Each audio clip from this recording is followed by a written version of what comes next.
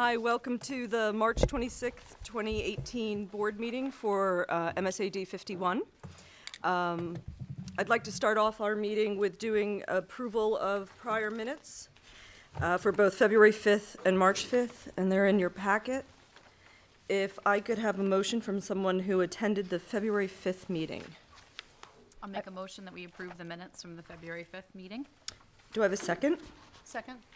Any comments? All in favor?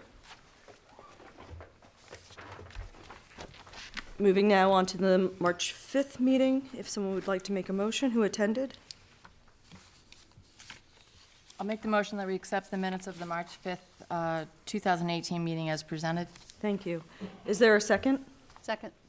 All in favor, oh, excuse me, any comments? All in favor? Great. The next part of our agenda is recognitions, which is very exciting. We will be extending recognitions to Kira Shepard as Certificate of Recognition in terms of having her work chosen to be on display at the Portland Museum of Art.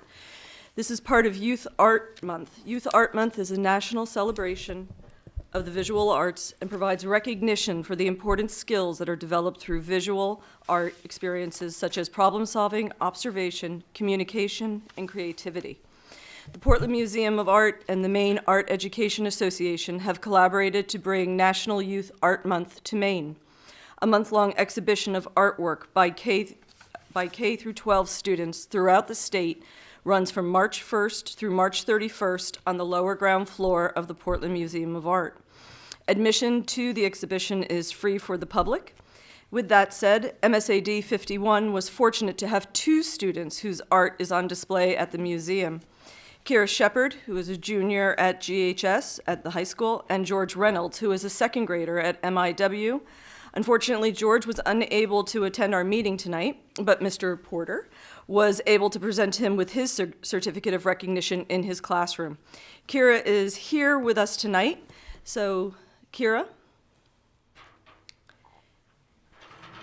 Okay.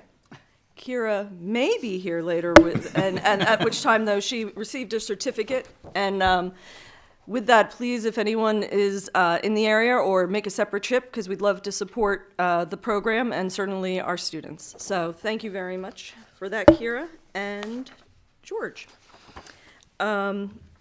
Moving on next to our next item, it's going to be for public comment. We anticipate that there will be some public comment on the issue of the calendar tonight. So what I'd like to do is parse people who would like to comment on the calendar, ask for comments on that item when we take a motion on it. But if there's anyone here from the public who would like to speak about something other than the 2018-19 calendar, please go up to the podium. Okay. Hearing none. Let's go ahead then and turn for our first item of action, which is the second reading for the 2018-19 school calendar, which is in your packet. I'd like to proceed as what I would suggest what we do is I'm going to entertain a motion on the calendar and then a second. At that point, there will be I will then invite comment up from the public and from any other speakers, after which then I'll look forward to hearing comments from the board, and then we will go ahead and have a vote on that motion. What I will do, only because we have both this item and we also have the 18-19 rollout of the budget, I'm not going to strictly enforce it, but if there are people, I'd like to ask people to keep their comments to the extent they could between 2 and 3 minutes, just so we can move along. And if we could get on the 2 side, that would be much preferred. But I certainly don't want to squelch any discussion. So with that, could I have a motion for the 2018-19 calendar? I move to approve the 2018-2019 school calendar as presented. Thank you. Is there a second for that? I'll second. Thank you, Karen. With that, I am going to invite anyone who might have some comments on from the public or just non-board members who might have comments on the 2018-19 calendar to go on up to the podium. And just go ahead, please, and just state your name and where you live. Thank you.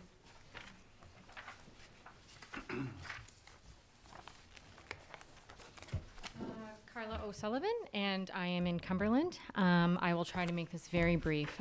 First and foremost, thank you all very much for all of the communication that's happened over the last month since the last school board meeting. I really appreciate it. I do know that nothing can happen for this coming year, and that's understandable. What I do want to hope that we achieve this evening is to agree that it's time to at least review the school calendar moving forward. I think that there's many people who need to be taken into consideration, our students' academic needs, our teachers and their professional needs, but there's also things like, you know, the rec program and all of that, and I don't want to discount any of it, but I would like us to be able to commit to reviewing all of it. After doing quite a bit of research, I got a lot of it off the World Wide Web, so it must be true. You know, I'm seeing things like our high school is, you know, roughly 5th in the state. Our middle school is roughly 2nd or 3rd in the state, and that's awesome. Mabel I is 25th in the state.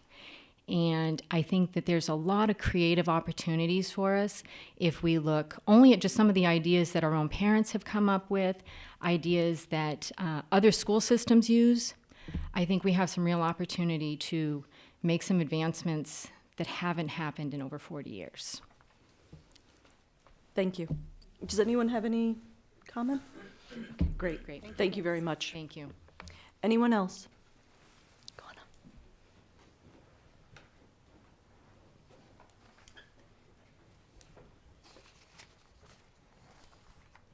I also have a crowd mic here, if that's easier. Oh, okay. Hi, good evening, everybody. I'm Craig Weister, I live in Cumberland. So I too wanted to emphasize that it would be great if we could evaluate the school calendar going forward. I sent an email into the board and I basically laid out what my considerations were. I can throw that again if it's helpful. But I think the thing I'm trying to figure out and get my head around is with the time that the folks are dismissed earlier in the day, what exactly is the rationale behind it? I don't know if there was a particular purpose that it served when it was first implemented or when it even got implemented, but I think it's something that we need to evaluate going forward. I think there are opportunities for additional either enrichment programs or something to do with academics, but I'd like to understand at least what the board's thinking is, and I certainly would welcome any sort of thoughts or feedback that the board can offer tonight as to why it is that we continue to do this or when it was most recently evaluated. So thank you for that.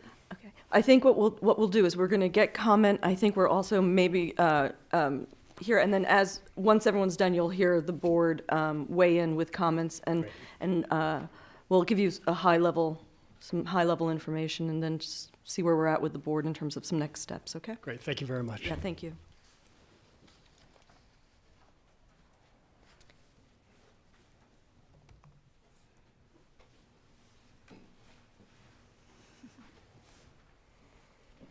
Good evening. My name is Christian Lewis. I live on Main Street in Cumberland.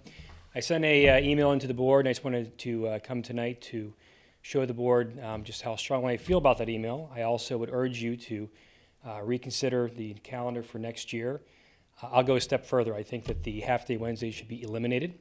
I've lived in many different school districts. I came to Maine via marriage, and I was a little surprised when I heard that there was a 4.5-day week here in Maine as the standard and the routine. I think we're hamstringing our children. I think we need to do better by them, and I would ask the board to strongly consider looking into that and making changes. Thank you. Thank you very much. Is there anyone else?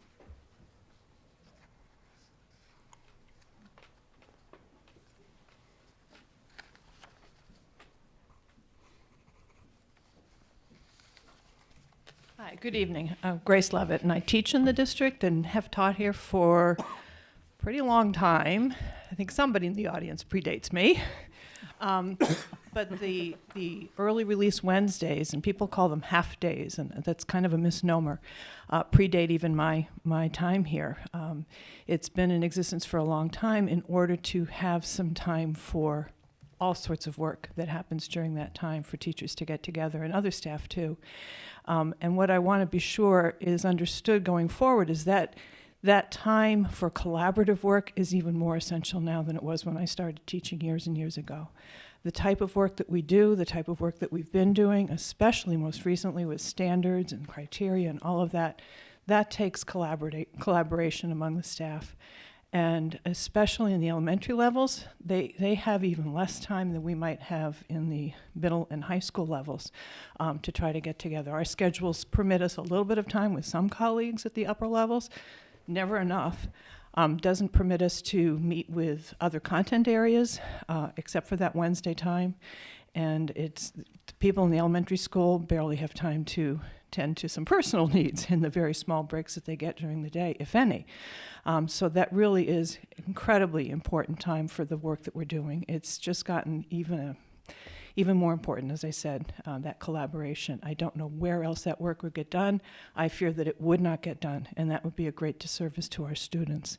I'm hoping that you really are listening to teachers on this when you do look at it, and I imagine you're going to be looking at it given the voices in the room and knowing that we always are reviewing things to do the best we can for our students.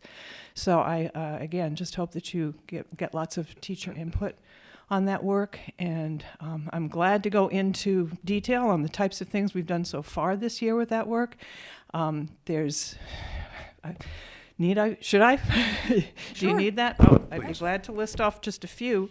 Let's see, I wasn't going to read my notes. I thought I'd just sort of be quick here. Well, should I say RTI, response to intervention?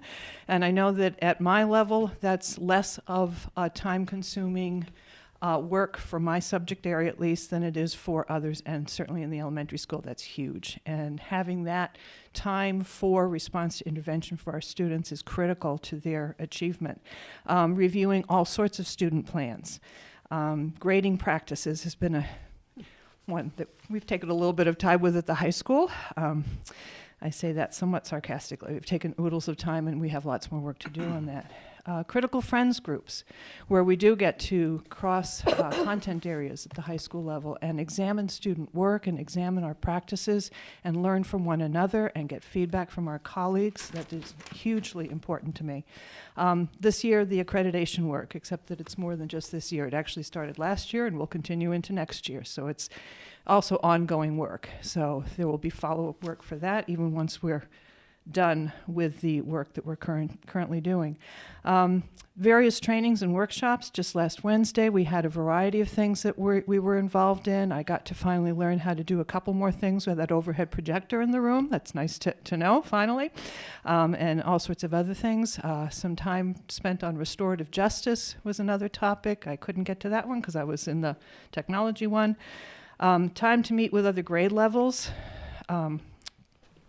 With 612, we lost the day because we lost the in-service day. We had 612 time planned, but we gave that back as a student day. I understand that, but we do need that time to align our curriculum and talk about practices.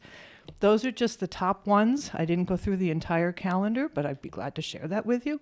And certainly it is just really, really important to have that be a regular part of what we do and have it so that we can cross grade levels, cross schools, cross content areas, and have that time for collaboration. It is critical. Thank you. Great. Thank you very much. Any other comments?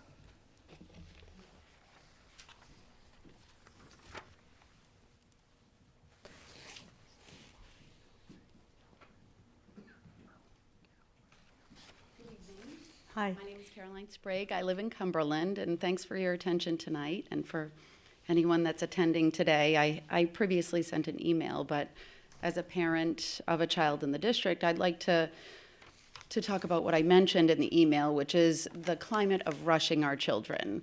It is one thing to rush a parent or a teacher or an adult, but it's a completely different scenario to rush a 6, 7, or 8-year-old child through their learning activities, through their art, through their music, through their lunch, through their recess. My son personally has been in a position at Mabel I. Wilson where he's had to make the determination at 8 years old whether he'd like to have a recess or eat a snack, which, as you can imagine, is unfair to him. It's not fair to his teacher to be in that position, because if he chooses to play with his friends, he then has to attend the rest of the day a little bit hungry. So I feel very strongly that it's not a good learning environment, it's not a good social, it's not in a good emotional environment for kids to always be feeling that they need to be hurried through school every day. And, you know, Carla has done a lot of work to analyze the numbers, but I feel like there's a happy medium where some teachers might have some of that time taken away, but it's a lot easier to be more efficient as an adult than it is as a child. And we really, I feel like, have some great opportunity to just give a little bit more time to the kids and to the teachers to achieve everyone's goals. So it doesn't have to be all or none. It can be just relooking at it. So thanks for hearing us and for your attention. Thank you. Thanks very much. Any other comments? Go on.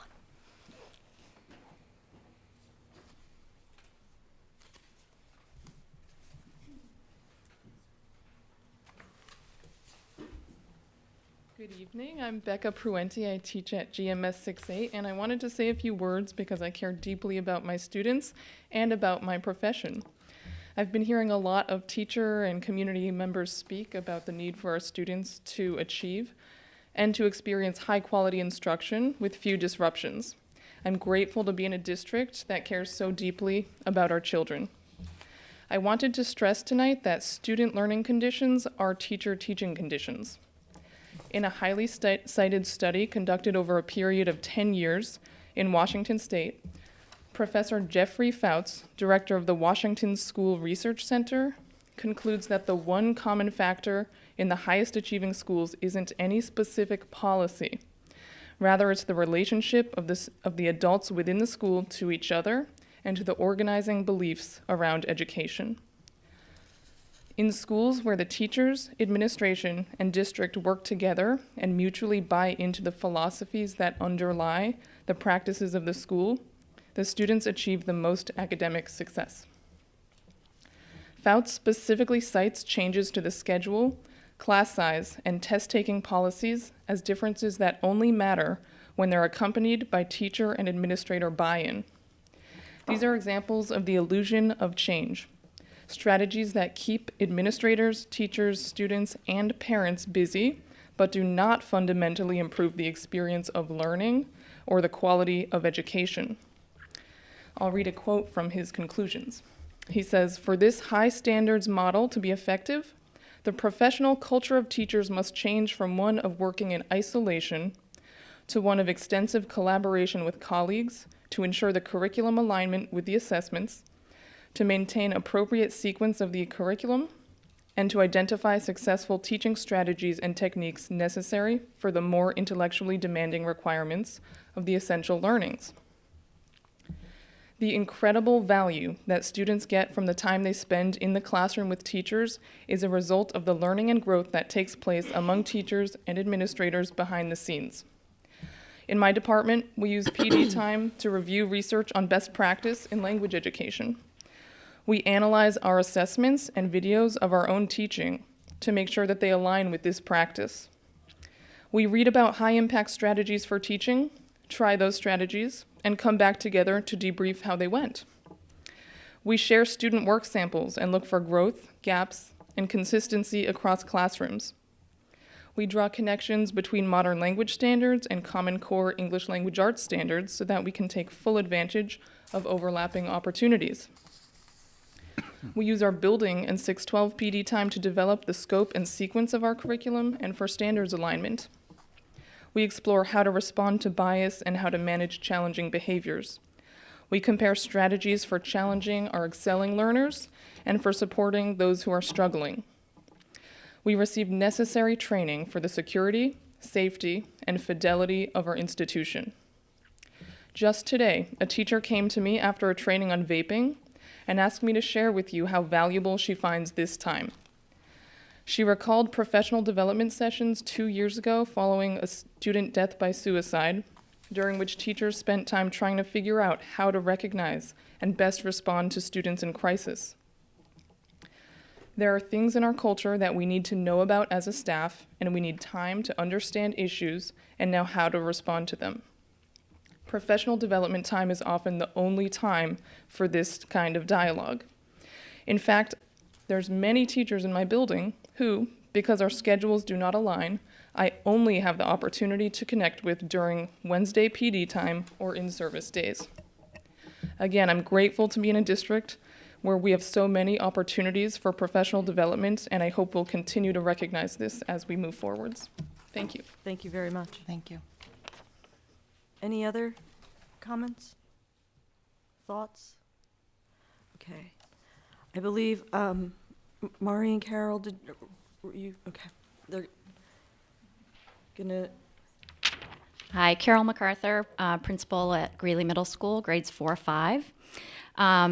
I know that if the board chooses to pursue this as a topic of interest, that I'll have an opportunity to speak in more depth. But I did want to just share a few thoughts, a bit to Greg's question around what we use our professional learning time for. So at the elementary level, early release on Wednesday provides critical time for professional learning. It cannot be understated that there's no time in the course of the school day for staff to collaborate with grade level teachers, content teachers, interventionists, specialists, and all other colleagues. Elementary teachers have students under their direct supervision all day long, with the exception of a personal planning period and a duty-free lunch. The nature of an elementary schedule does not allow all staff to be freed up to collaborate during the school day. Why is collaboration so critical? For starters, it's best practice. And in MSAD 51, we believe our staff have a collective responsibility to meet the needs of our students. Research has shown that teacher collaboration has the strong and positive effects on student achievement. During our early release Wednesday professional learning time this year, staff have been immersed in analyzing student data and exploring ways to improve their classroom instruction. Collaboratively, teachers are becoming clear and consistent in what they want students to learn, determining in advance how they'll know if students have learned the content, and exploring instructional strategies to respond when students are struggling or when they already know the content. The collaboration that occurs when teachers focus on student learning leads to better teaching. Without dedicated time for this work, elementary teachers would simply not be able to focus their attention on collaboration and continual improvement in the same ways that are currently afforded them. Professional learning time is not just a luxury, it is a necessity.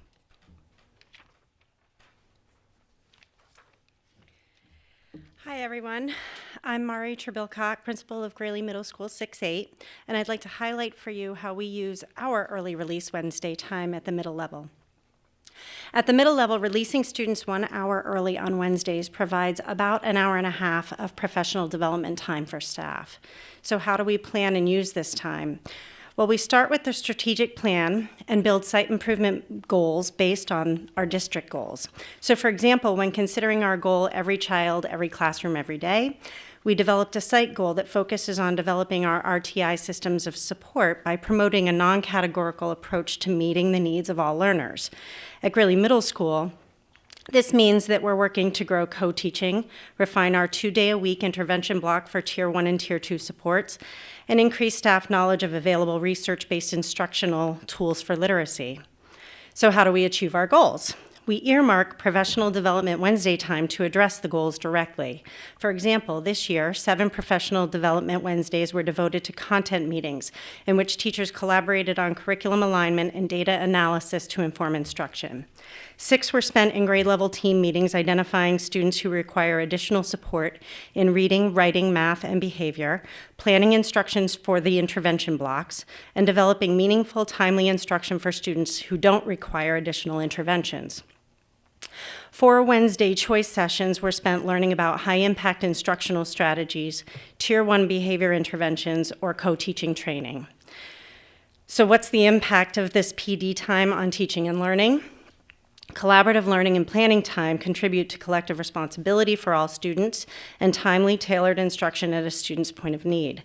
Our PD Wednesday time is instrumental to our ability to move the needle on our goals at Greeley Middle School, and losing that time would negatively impact our progress forward with our initiatives. Thank you.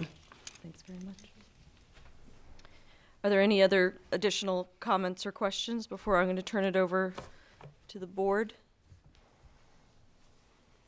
Okay, all right. with that, we have the pending motion. We've heard some comments. I'm just going to go down the line, starting with, and you guys can just pass if you don't have any comments or questions, but I'm going to start with Mike and just go down the line. No, I'm gonna pass for the moment. Okay, that's fine. I would like to thank everyone who came in here tonight and either sent emails and spoke to us individually, personally, or spoke here this evening. The half-day Wednesdays or the early release Wednesdays, it wasn't on my top 5 list going into strategic planning sessions and some of the community dialogue meetings. However, it seems to be something that has garnered some momentum, some attention, and I would be open to discussing it further over the upcoming year and figure out what the implications of changing it are, and do something, I guess it would be 19, 20, whatever the next school year is. Thanks. Okay, thank you. Karen? I'll just echo what Mike said, and thank you all for your emails and then for also coming tonight, because it's very helpful to serve on a board, and I've been on the board for a long time, to get feedback from parents and from community members on what's important to them and questions, because I think it's important for us all to be involved in our students' education. I think you've probably all heard some of the challenges that there are with professional development. And I'm just going to, I think for me, we know that it's likely, Dale Deno, one of our legislators, is in the audience tonight. We know that it's likely, if you've been paying attention to the news, that preschool is going to be another program that the public school system is going to be asked to bring on. And when we brought on proficiency-based diploma, I served as a board rep on the proficiency-based committee for 3 years prior to us even rolling it out. And that included time in the summer, like days in the summer, where teachers, administrators, our curriculum professional, actually many curriculum professionals, served as a group. I think there was like 18 of us. So that took us 3 years of meeting behind the scenes, multiple months and years prior to rolling that in. I can only imagine what preschool is going to take, and we're not even going to have the luxury of having that much time, given what I'm seeing the legislature try to move forward. They want to move quicker than that. I do also want to just, so there's the issues of what are the big things ahead of us, and I know accreditation was mentioned, preschool certainly is mentioned, the continued work on grading practices for proficiency-based diploma. There is also a difference in that the high school early release is an hour. So they're only, so there's a 6-12 early release of an hour. There's a K-5 early release of 2 hours, 2.5 hours, okay.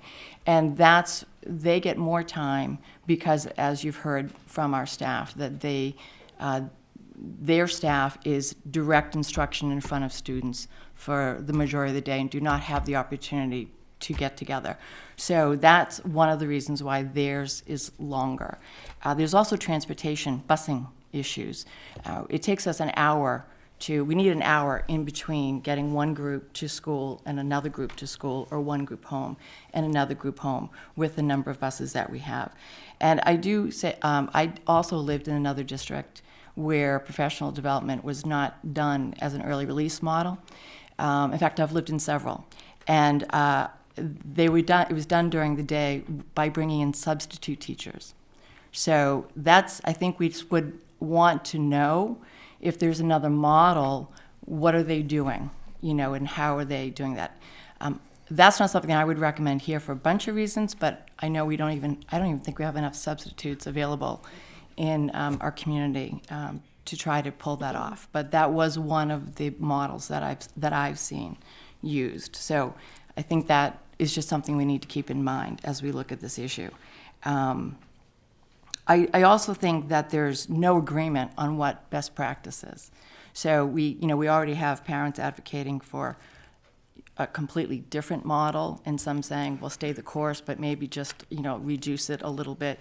And I can assure you that if we went to late starts instead of early releases, we'd have another group of parents who would be concerned about late starts, because we saw parents come out who were concerned about us moving to a later start in the day for our students. So I'm just not sure that we're going to come to 100% agreement. That doesn't mean we shouldn't try, and I'm not opposed to opening this up for a further discussion. But I think there's one of the quotes I heard tonight, well, several, student learning conditions are teacher working conditions. And that does mean a lot to me. And we also try not to, as a board, we don't necessarily focus on state, where we rank in the state. Because if you look at how each ranking is done, you have to really go back into the methodology. We're going to bobble on a lot of those, depending on what any ranking chooses to use as its own methodology. And I'll just make the plug, as I'm going to be making it later when U.S. News and World's report come out every single year. We have to talk to parents about the fact that they look at only the number of students who take IB or AP courses, and since we offer both, we're always going to be ranked lower than the towns that don't. So I'll be saying it again in about a month when the new rankings come out. But hopefully now we've educated. So I think a part of it is just educating our community on the use of professional development time. And so I do appreciate our administrators and teachers helping us with that. But I think if we truly put it into a strategic plan, I think we have to look at what's already in the plan and see whether it's in the first year of the new plan or the second year of the new plan. But certainly, I'm not opposed to a discussion. I wonder if after hearing all of the uses, if parents still feel the same way. Okay, thank you. I'm going to bounce down. Why don't I actually go to the students and then we'll come back. Do you guys have any? You can pass. Remember, there is that pass option which you can liberally exercise. It is just in terms of early release and the like. Well, I'll start off. It's been a while since I've been in the elementary school level. So all through middle school and all through high school, I'm a senior now. It's just been an hour that we have had off every Wednesday. And in the grand scheme of things, that is not a whole lot of time away from the classroom. And so in terms of how much content we're learning and how much teacher time we're getting, it's not a whole lot that we're losing. And like I said, you can definitely tell as a student when teachers, especially in certain subject areas, have talked with one another and have made tests out together and have really collaborated on just sort of the workload and the curriculum in general. Because, you have friends who are taking the same course as you, but maybe in a different class, and you all are focusing on the same thing. And if they're not collaborating, you're not focusing on the same thing, and it's all sort of miscombobulated and not in sync. So, I am a senior. I am leaving soon. I think it would be best for the community and the district if the whole situation was looked into. I don't know exactly what should happen. But if it was just investigated a little bit more, just so the community and the teachers can be heard and everything can go together, I think that would be best. So, thank you very much. I'd just like to echo what Andrew said. Sort of listening to all of your comments, it sort of brought to my head the notion of quantity over quality. As a student, an hour of lower quality education would mean a lot less to me than if all of my classes and the teachers felt like they had enough time to communicate and create courses that fit well together. I know at a lower level in the elementary school where there is more time off, those teachers do have a lot more demands throughout the day than high school teachers. And to me, as a junior, it just makes sense that they would need time to create really quality education. At the high school level, like Andrew was saying, it's definitely apparent when, in math, for instance, they do a really good job of communicating and everything feels similar no matter which teacher you have. And as a student, that's really invaluable. So that's just my Great. Thank you for those insights. I appreciate that. Sarah, thoughts? Well, thank you everyone who came out and wrote, and the administration for your thoughts on this. I Want to kind of share what Karen had said, and I do understand. I have reached out myself to some teachers at different levels and parents, and to get their thoughts on it. I am open to looking at it for the 2019-2020 year. I do feel that we are too far along and too close to next year to really change that. But I am open to looking at other options. And thank you for bringing it to our attention and letting us know your feedback on it. Thank you. Tyler? I'm excited to see everybody here. It's really great to have people participate. I don't think that's working. But my focus really when thinking about this is really the K through 5 section of the school. I appreciated the idea of not rushing children. And I'm definitely open to thinking about it for the 1920 year. I want to make sure we do it right and not rush it. Right. Thank you. Kevin? How could I pass You can this up? pass. You What's can that? pass. Oh, I didn't think you would. but I won't. Thank you so much for everybody coming out tonight. I really enjoyed reading the letters that you wrote. I enjoyed seeing the comments on the community board. And there was one comment that stuck out at me today. And it was Ms. O'Sullivan had invited somebody to come in and express the way that they felt about things. And they said, I'm not going to do that because it has no impact. Zip, zero, nada, I think was the exact quote. And that kind of bugged me because all of you came out today, all of you took the time to write some very articulate letters about the way that you feel and the way this impacts each of us. It was really helpful to get a teacher perspective this evening. Very helpful to hear from the principals. And so many things jump out at me as this great opportunity that we have.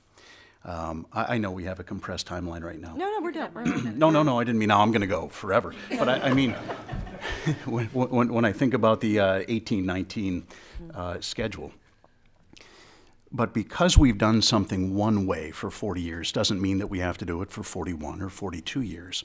I think that based on the depth of the comments that the community has been making and your comments tonight, it gives us this great opportunity to explore some meaningful alternatives, some great options that can continue to help us to accelerate the development of our students at the very same time to ensure that the way that it was talked about today, to have a teacher buy-in, and not just because they agree with something, but because it's the right way to pull both of these groups together.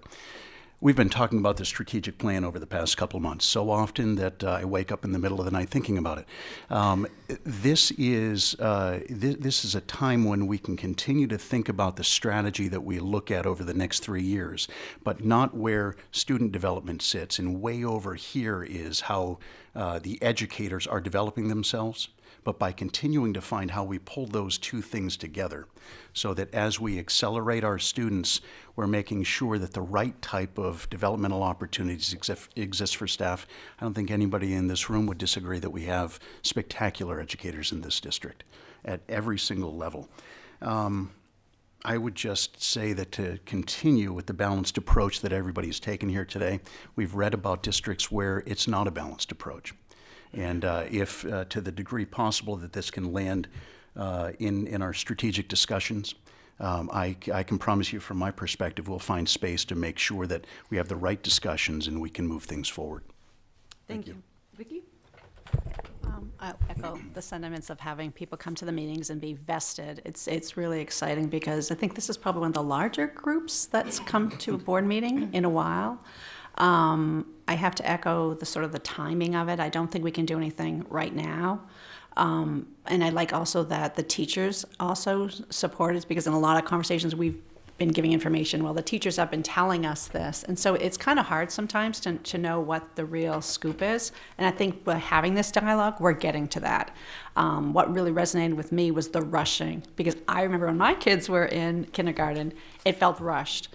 If that's a different issue, perhaps, than, having a longer day. It could be something that from a curriculum standpoint, we need to look at it. So I think the way people are bringing up these different topics is going to allow us to have a deeper breath versus yes or no, 2 hours or not, and I think that's what's really been very valuable about this conversation. So thank you for your time. Thank you. Kate?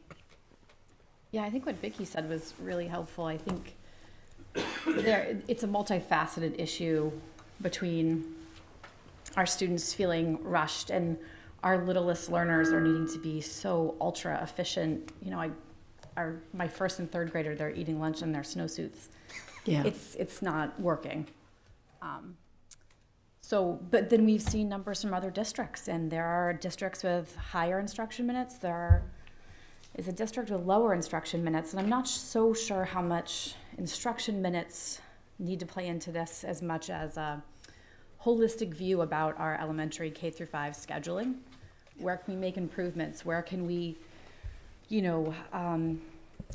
put some ease for our youngest learners into their schedule, into their curriculum, expand their special programs, and always we need to figure out how can we support the people doing this work? How can we support the people teaching our children?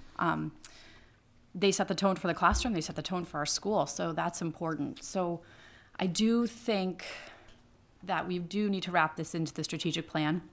I've always envisioned this since this conversation started, something very similar to the late start. There was a task force. I believe the task force ran for a year. They made a recommendation the first year into our strategic plan, and it was implemented then for the following school year. So if we were to follow that timeline, that would have us having this conversation over the next year and a half with a plan implemented for 1920.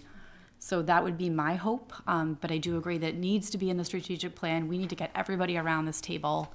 We need to hear, we need to think, we need to problem solve to meet everyone's needs.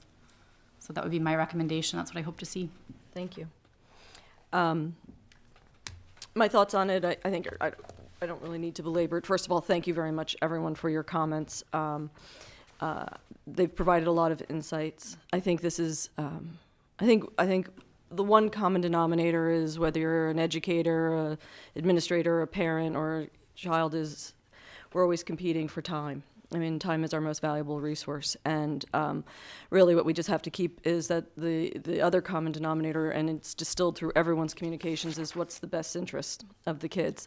And some of it is direct learning, and some of it is the collaboration, but I think because we have the lodestar of what's ultimately going to be best for the kids, I think wherever we end up, we're going to be in the right place. I don't think it's going to be, and I know it's at least, I will be supporting the 18-19 calendar. This is not something that you tumble into lightly. I am very confident that it will be presented to the board as some item of action for the strategic plan. I'm not going to prejudge what year, if anything, that gets rolled out, because 1920 can be upon us very, very quickly. If it was 1920 and everyone thought that was great, that's fine with me too.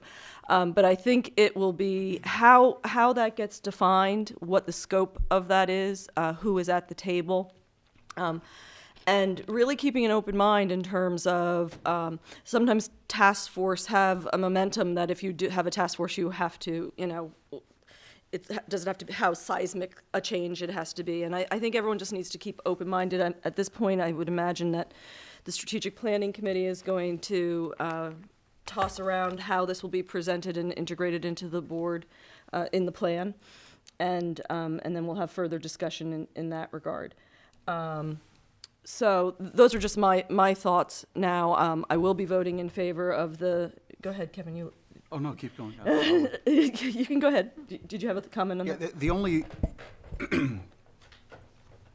my only concern is this. I do want to make sure that before we take a vote today, I want to try to think more specifically about how quickly we can add this to an agenda for whether it's a breakout group or whomever that should be. I think that we had this discussion last year around the calendar.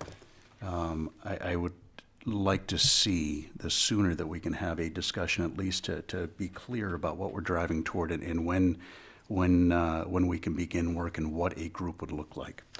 I agree with that. I will tell you I will be resistant at this meeting to do that. I think it has to be part of a strategic plan in terms of what else is going on in the strategic plan. So even independent of what the importance is, there are going to be other items and priorities. So let's say Carol and Mari are on it, and Kate is on it, just balancing. It might very well be this year, but I don't feel that I could.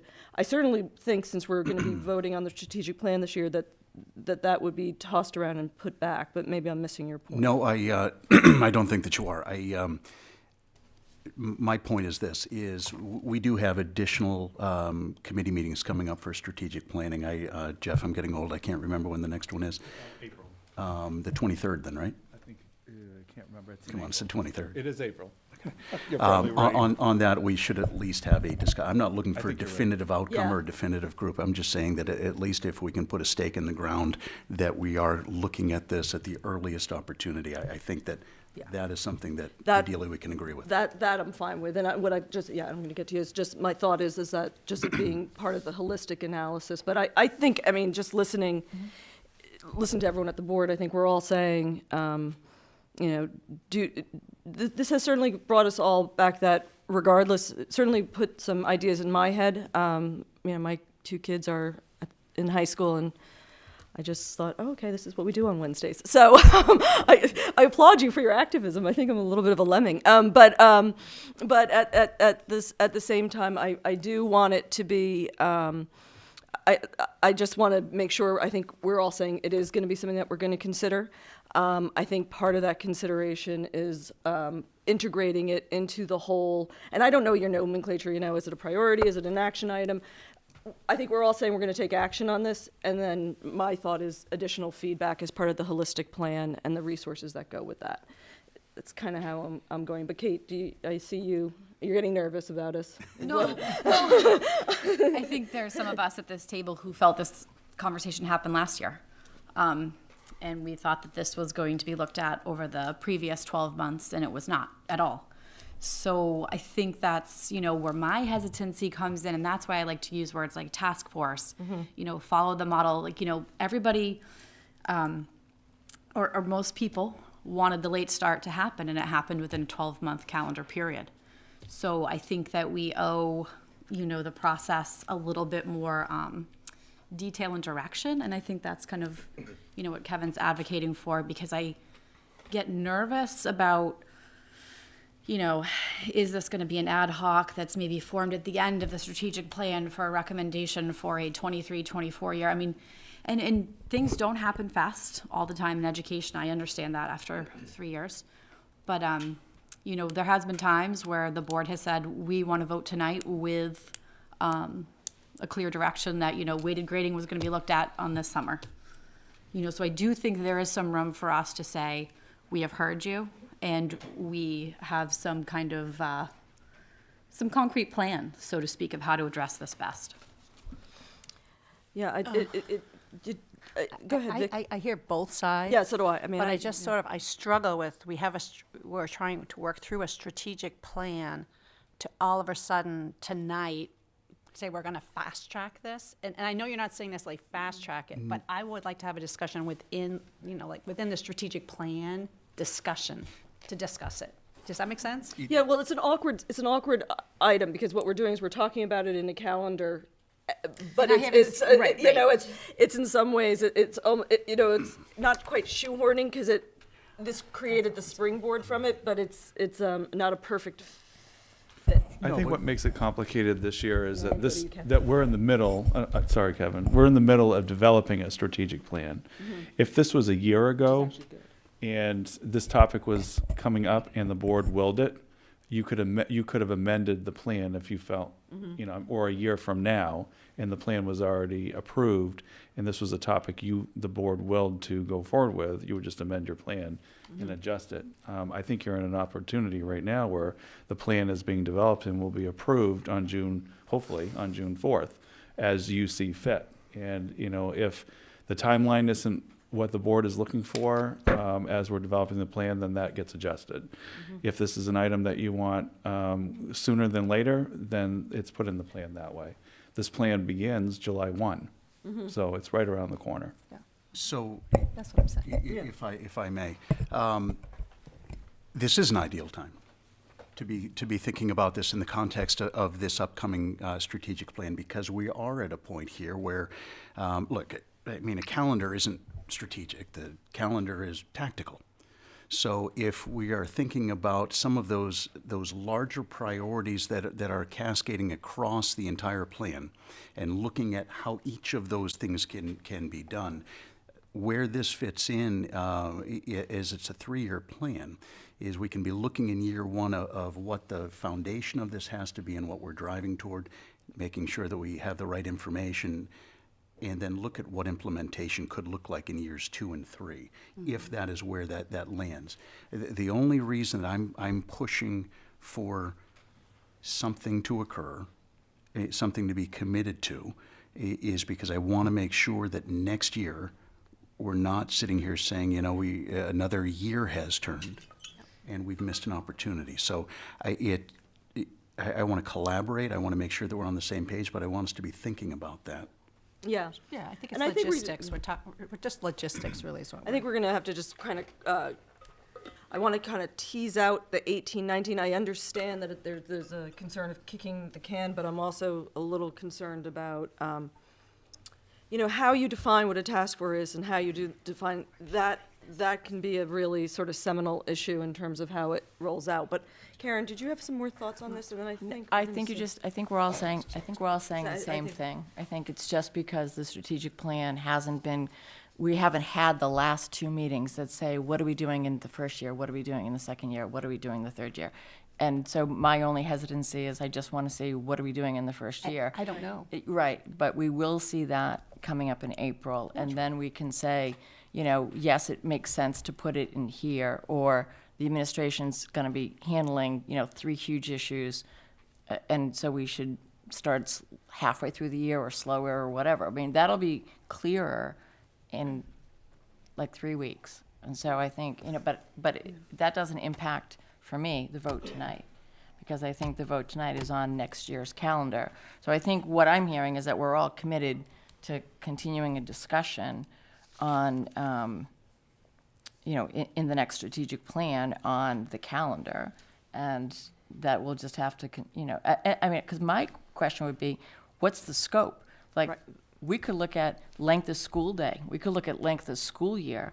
If you're really looking at, you know, what's the scope? Are we talking about, well, we need the professional development, and so let's lengthen the school day, and let's look at the cost of doing that, and that gets into negotiations with, you know, teachers and ed techs and bus drivers, and, you know, the costs I imagine would be prohibitive. But I mean, what's the scope? That's I think until we decide that, it's hard to say, is it a next year, you know, September? Which is exactly what I'm saying is, but just have a stake in the ground that whatever we're doing in the first year, if it's rising to that, understanding what we're driving toward, what the outcome needs to be, and then understanding what the pieces of those to make a determination so that we can serve each group in the most effective way possible. So, I'm going to circle. How can we do this? Well, this is actually my thought. I mean, I don't think that's it's fair the to stake put in the ground. Yeah, the stake in the ground. I mean, I guess that would be the sort of the issue. This is my thought. Well, is this? My thought is that unless someone wants to modify this motion, which is really all that's before us, I can tell you, given what this board is having, if all of a sudden a strategic plan should cross our desk without this on it, I think I would be shocked, and it would be obviously something that we would, I suspect, listening to everyone, modify in some regard. My thought on this is that unless someone would like to move the motion, and then we'd have to have further discussion on that, I think we go ahead and we take a vote on 1819. I think, as noted, that based on the feedback that we've gotten and the multi-headed hydra of us all competing for time and trying to find the best use for time, we let the strategic plan take a look at this holistically, with also the idea of input on how we're defining what the task is. And so that is my thought. So do you want to weigh in on anything before I go ahead and I'm going to... No, I echo what you just said. Okay. That sounds good. So with that, is there any further discussion on this or another motion? If not, I'm going to go ahead and move the motion. All in favor of the 18-19 calendar as presented? Are there anyone opposed? Okay, thank you very much. Okay. I was looking for the next strategic planning date, but I can't pull it up. I think it is April 23rd. Okay. Which has to be impressive that I had that, right? Yeah, that you are waking up in the middle of the night. Obviously are waking Yeah, up, and yeah. this is on your mind. Okay, I thank you believe it very is. much, everyone, Thank for you, coming. everyone. I think we'll continue to have discussions. Did I hit your question? Did you get your answers? You might not agree with, but yeah. Feel okay, free to you got stay it. for the Okay. budget rollout. Perfect, thank you. I know that you. Okay. So great, so let's, what we're gonna do is move on to the superintendent's presentation of the proposed fiscal year 19 budget. So this is what we'll, the superintendent's budget. Once we go ahead and we'll hear it, it will then move over to be a board budget. But this is his presentation of the budget, which will then continue to have comments from the board. Okay. Okay, Jeff, whenever you're ready.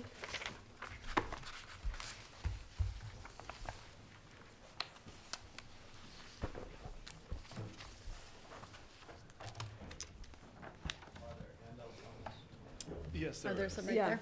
behind. Pete, there's handouts in the back. All right, so I'm very pleased to to present the proposed budget for 2018-19, otherwise known as fiscal year 19 budget.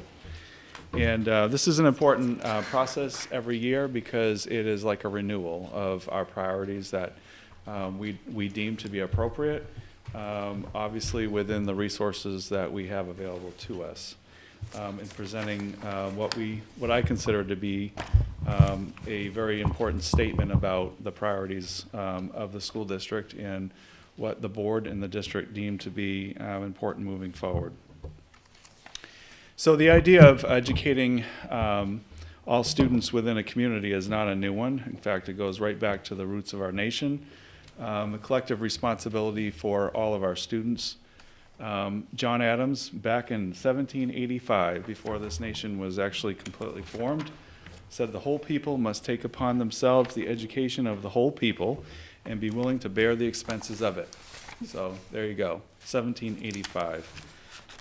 So the idea of public education being funded by the community is not a new one. These are your 4 strategic goals and have been for the past 3 years. Our budget building each year since the inception of the strategic plan has been built and based on these 4 goals. These goals were developed in starting in 2014.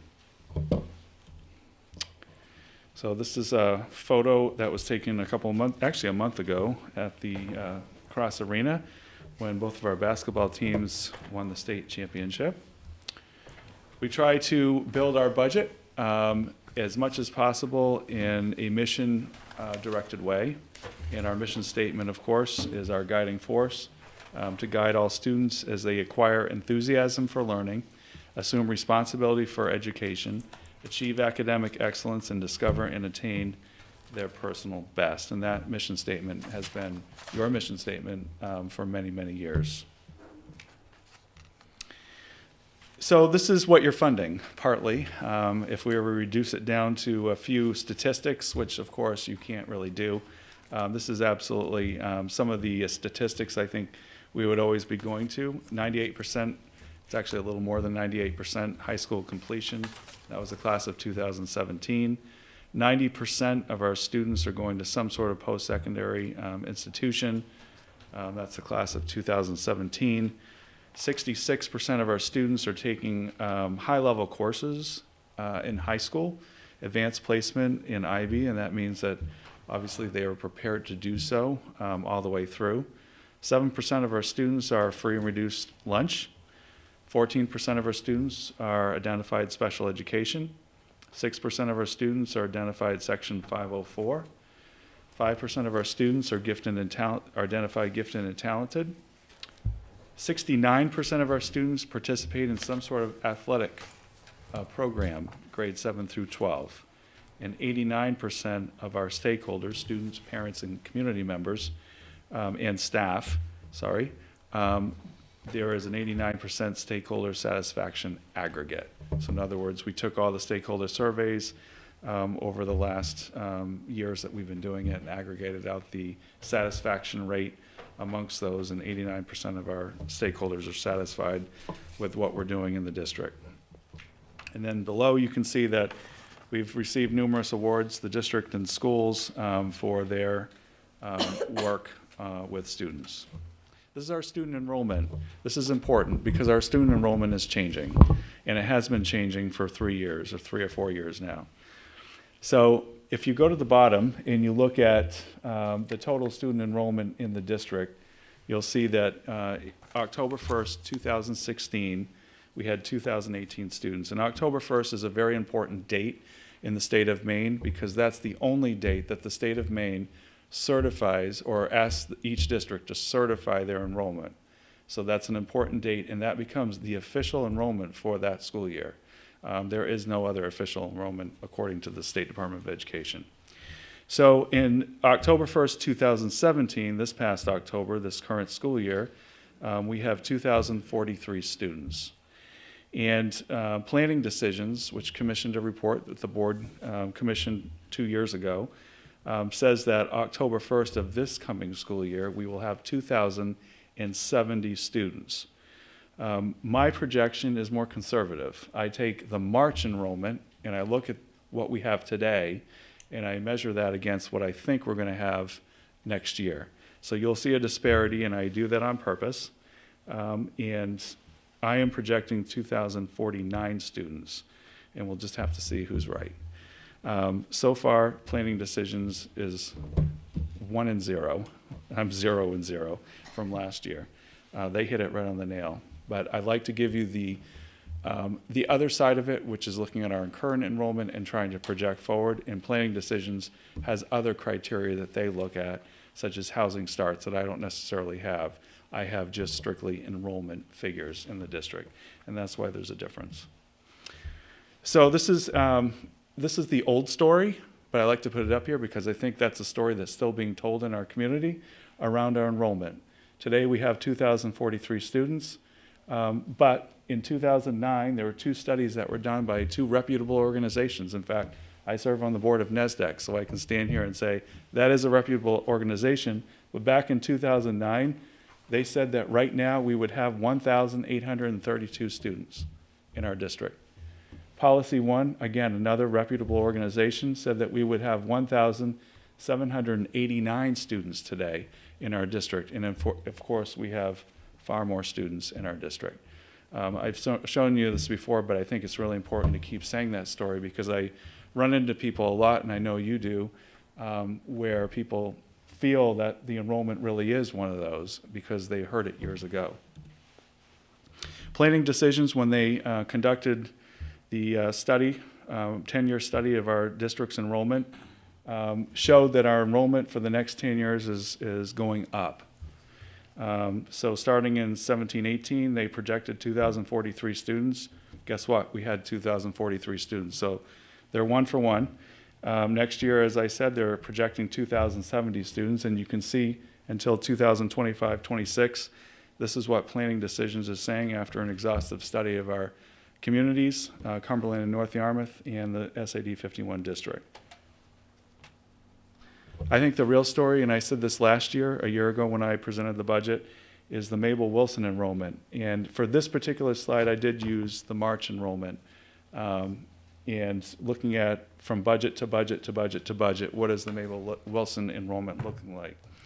So in 2015, 3 years ago, when I stood here, we had 541 students at Mabel Wilson School. Today, we have 608 students enrolled in that school. That's nearly 70 student difference in just 3 years. And next year, we're looking at another increase, not as large as the increase that we've seen in other years. But our kindergarten enrollment today is already 20 more students than we typically see at this point as we're enrolling students during the winter and spring months. So we're already seeing that trend has continued. So as we turn the page, and this is a photo actually of students from the Pathways program at the high school, working on a boat that they will have completed by the end of the school year. And I am supposedly supposed to go coasting on that boat, so it better not have any holes in it or I'm in trouble. Opening door expenses. These are expenses that I like to call our fixed expenses, or very little control over these expenses. These are obligations that we have going into the new fiscal year that we have to look at. Is there discretion in making reductions in some of these? There might be, but these are generally, if we're rolling forward a budget into the next fiscal year, these are things, if nothing else changed, would be our fixed costs. Staff salary and benefits, this is based on a 9% insurance increase, which is the maximum insurance increase that we would get this coming fiscal year. So based on that and staff salaries, it would be a 3.4% increase just in staff salaries and benefits, which is approximately $1.2 million just to open the door for increased staff in salaries and benefits. Mabel Wilson School, as you know, had an energy project, and we have an obligation to pay annually for that project until it's completed. Now, we do get payback on that, but this is the expense side of that, and that's about $194,000 that we are obligated to pay next year. Debt service. Scott did a lot of work, and he's given this information to you in the past, so I won't go through it. In looking at refunding, and we did refund the high school, and we rolled that into the Greeley Center for the Arts to reduce the burden of the debt service for this coming year, which is at $49,000 for the Greeley Center for the Arts. And again, that's a net refunding of our high school project as well. We have student needs in our district that we can't always control, and we're required by federal law to educate students in the least restrictive environment. Sometimes that least restrictive environment is not in our district. And that is decided by an IEP team, and that is part of federal legislation that we have to follow. So next year, we are anticipating that our needs are going up $100,000 in our special education out-of-district placement line. Again, the next item is a transliterator, which is ordered by an IEP. And so we have an obligation to provide students with the services that they need in the classroom. And again, that's IEP ordered. Property and casualty insurance, we do have increases from time to time in our insurance rates. And so this is our overall umbrella insurance, and it's going up about $13,000 next year. We have some leases in technology that Scott has scaffolded over years, and when one lease falls off, we look at whether or not we can afford to put more leases on to purchase other equipment, but we also try really hard to remove those leases after the 3 years. So we are seeing some of our leases maturing, $112,000 that we'll be able to reduce from the budget next year. And the next one is a wild card, career and technical education. The state has changed the way that after decades of doing it one way, they are changing the way that they fund career and technical education, which is PATHs for us. We send students to PATHs, and we send a couple of students to the Westbrook Vocational Center as well. And so in terms of having no expense, we're not showing it as an expense in our budget, but we are also are not getting the revenue. So basically, it's a wash. So we're not having this expense of $181,000, but we also are not getting the corresponding revenue on the other side, and I'll show you that later. And then we have a new building going up, and it should be completed by the holidays. And we anticipate that when that building opens halfway through the school year, that we will have energy costs that we need to be budgeting for. So this is our estimated energy cost going forward. So basically, this slide is obligated costs, opening door expenses, little discretion, I guess is another way of putting it, of $1.4 million, and that brings us already with our obligations at 3.91% increase to the budget. just with this slide. So beyond that, the obligations, we have some discretion in obviously looking at our strategic priorities. Some of these are based on our current strategic plan, and some are conceptually, we are looking at strategic priorities going into the next year that we anticipate that we're going to have.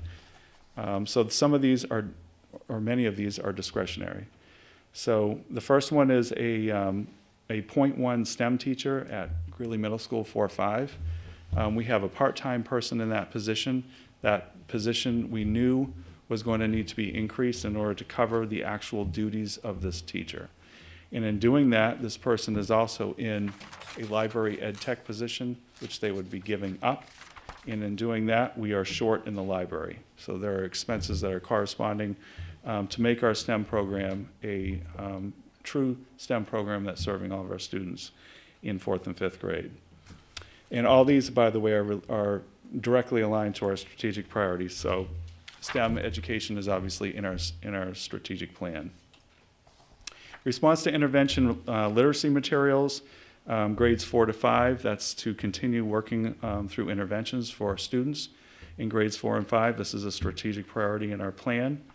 At K through 3, we have a behavior team that has been working, and that team works outside of the school day, and they provide leadership together when they work collectively to manage some of the behaviors and come up with plans for students and communicate those plans. So we are looking at $1,500 to do that. Our enrollment at Mabel Wilson School and the class sizes continue to be a variable at Mabel Wilson School. And as you know, the board has supported the addition of several classrooms over the last few years as the enrollment has gone up. Again, I'm requesting another teacher at Mabel Wilson School to keep up with the enrollment and the class size. If we don't do a grade 2 teacher, we would have in grade 2, and we looked at all different options. We looked at multi-age, we looked at other grade levels. We would have 23 to 24 students in grade 2. So at this point, I'm recommending that we add a teacher. And as we continue to add classes, and this will be the 4th class that we've added to Mabel Wilson over the last 3 years, we correspondingly are having an overload with some of our specialists. So our music teacher at the primary school, we have actually somebody who comes in and supports that person from another school as well, part-time, but her caseload is becoming too high with additional classes. So we're having to adjust the music program at the Mabel Wilson. So I'm requesting that we increase the music teacher load at Mabel Wilson School next year, $5,000. K through 12 literacy audit. This is an anticipated need in what we think will go into the strategic plan that the board has yet to approve. We've talked about it with you at the workshop that we had a month ago. This is something, an area that we really feel is very critical for us to continue looking at as our literacy program in our district. So in order to complete that, we feel strongly we need to first do an audit, and we're anticipating it will be $20,000. And then a staff mentoring training program. This actually is a suggestion that comes from our new teachers over the past 3 years who have suggested that we beef up our mentoring program for teachers who are new to the district at $3,500. So these are strategic priorities that are on the operations side. We have the Greeley Center for the Arts. I've worked in another district where we opened a performing arts center and found very quickly that it was critical that you have a manager. That's a huge building. It's a huge amount of technology. There's a lot of scheduling that goes into it. There's a lot of technical pieces that go in, and having a manager for that building is extremely important for it to be successful moving forward. To invest $9.5 million and not have a manager would not be in the district's best interest. We have delayed replacing one of our trucks in the district, but for $18,000, we think we can do it through a lease. It was in the budget last year. We took it out during the process just because of the nature of the budget last year. I don't think we can go another year with the truck that we have. This truck does snow plowing for us, and it could be expensive if it breaks down. Similarly, we have a school bus in the proposed budget at $37,000. Again, it's a lease purchase. Obviously, buses cost a lot more than that. They cost anywhere between $90,000 and $110,000. But as a lease purchase, we think we can reduce our costs and pay for the bus over a 3-year period. Classroom furniture, for $140,000, we are proposing a lease purchase at $49,000 for the budget. Again, looking at breaking that up, much like you would do at home, to pay for these expenses. Keeping up with our furniture is critical. We have started replacing classrooms here at the high school. These are desks and chairs that we went to school with, that were here literally when I think it was 1970 something. Some of these desks and chairs were there. So this is something that we feel like we need to keep moving on. I was in a classroom 2-3 weeks ago in the high school, one of the classrooms that we replaced the furniture. And I asked the students, do you like this or not? And we have a committee that Sally Laughlin has headed up with a number of people and trying to find just the right furniture for the students, getting student input. And the students said it is making a huge difference, that it is a lot more comfortable and a lot more conducive for learning. Technology is another area that, it's never popular to say we're spending money on technology, but if we don't, technology goes out of date very quickly. And in order to keep up with the technology plan that we have in our district, in the strategic plan priorities, it's important that we continue to put money forward for technology. So for $300,000, we can again lease purchase for $125,000. In additional ed tech hours in the morning, one of the things that we found when we went to the late start is that we have a slight adjustment that still needs to be made in terms of the start times at the middle school. We run 2 different schools in that facility, and it's important for us to sync the times so that we have a little bit of airspace between the 6-8 and the 4-5 opening in the morning. And right now, this would provide us the overlap time that we need in order to start school on time, especially at the 4-5 school. So, and then the last one for strategic priorities is leadership team stipends at K through 3. The leadership teams in each school are critical. They not only take care of nuts and bolts, but they also do a lot of instructional improvement for the whole school, working with the administration at the school. And in that school, we've never really had a robust leadership stipend such that that team only meets once a month. In today's age, that's just not enough, and we are recommending a change. So the strategic priorities are about $392,000, and as you can see, most of them are directly aligned in some way to the strategic plan. So there are things, and I won't go through this list, but there are $537,000 were recommended initially when we looked at the budget in strategic priorities, and we did not fund, those were things that we left unfunded as we moved the budget forward. Reallocations, so reallocations means that the budget's not going up or down for any of these expenses. We're simply taking resources that we already have, and we see a different need for those resources, and then we've reconfigured. So, for example, we have a contracted psychologist right now that we have, and we think for very close to the same amount of money, we can bring, and this is a part-time person that we contract with, that we can bring in a full-time PhD level psychologist for the same money into our district that we can have 5 days a week. And that's a really good change for us to do. Looking at our resources in special education ed techs, and in line with the Oputa report and our strategic plan, we feel it's important to move on other resources and priorities in terms of supporting students with mental health needs, substance use, and risk assessments. We do 35 risk assessments in this district every year, and we need a dedicated person who's doing that. Right now, our social workers are handling all of those on a rotating basis, and they do not have time to do that. They are seeing students and working with students, and this is a time-consuming process that we need someone who's dedicated to doing that and also helping with our mental health needs. So again, these are reallocations. A custodian at the Greeley Center for the Arts. We know that we can't just have a building open and we don't clean it. In our budget, we have not filled a custodial position. There was a custodial supervisor position in the budget. We decided to leave it unfilled this year and get by the year without filling that position. However, we need to obviously look at the Greeley Center for the Arts and have a position. So we're proposing to reallocate that position to the Greeley Center for the Arts and fill it next year. And finally, in looking at the manager's position, we think there might be some opportunity for us to reallocate the current theater stipends at the high school and middle school into the manager's position.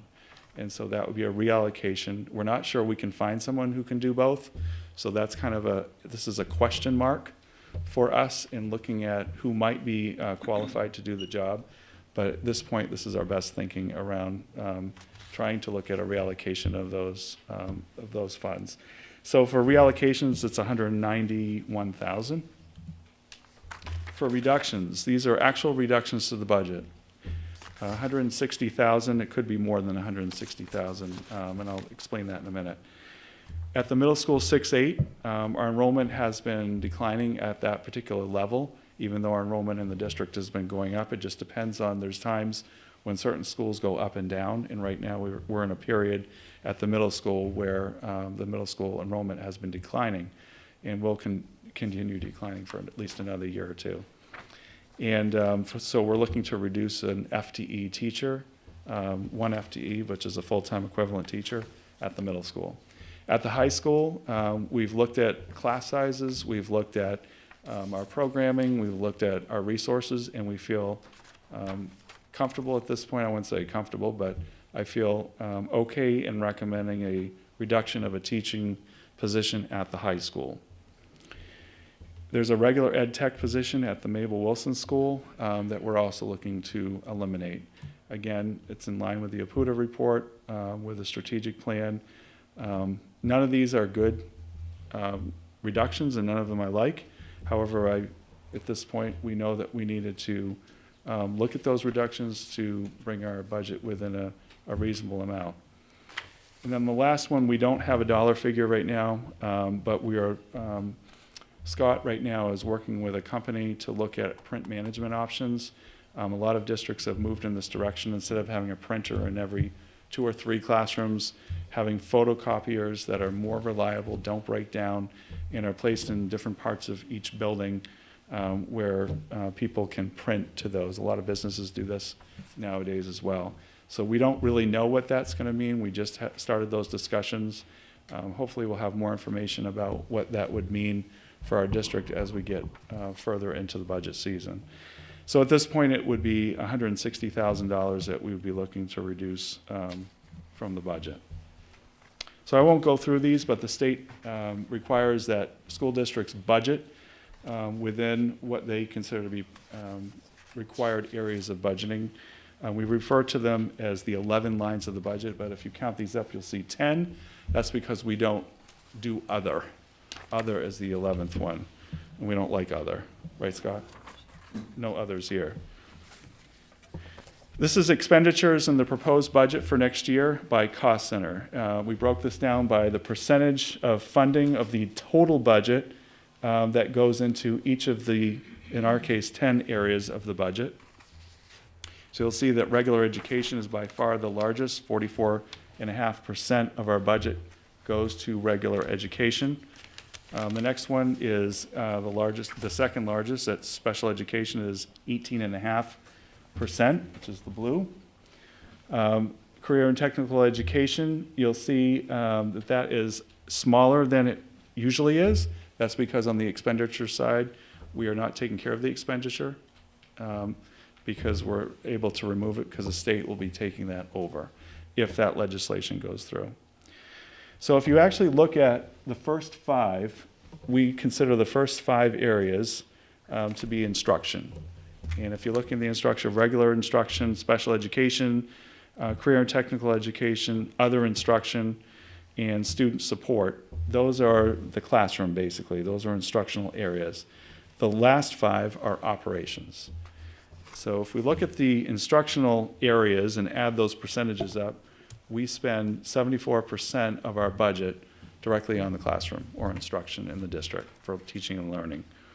And that is, just to give you a reference point, the state average is 68%. So we spend well above the state average in terms of how we use our funds.